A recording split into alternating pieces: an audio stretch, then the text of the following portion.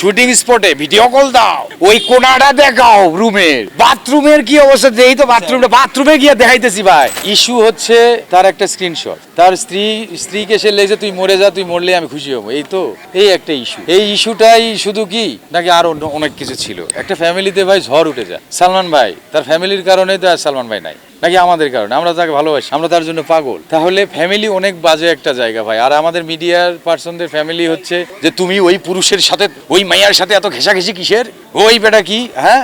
এই যে আমাদের বিজয় যে তামিলে মুখ্যমন্ত্রী হইলো, বিজয়কে তার স্ত্রী স্বাধীনতা দিছে বলেই সে পারছে। আর আমার বউ শুটিং স্পটে ভিডিও কল দাও, ওই কোনাটা দেখাও রুমের, বাথরুমের কি অবস্থা, এই তো বাথরুমে গিয়ে দেখাইতেছি ভাই। তো আমার বউ আমার মুখ্যমন্ত্রী বানাবে, মূর্খমন্ত্রী বানাবে। আর বিজয়ের বউ ঠিকই আরে মুখ্যমন্ত্রী বানাইছে। আর আমার বউ কয় কোনা দেখাও, খাটের নিচে দেখাও। ভিডিওটা কি হলো, লাইট কই, এত লাইট কম কে?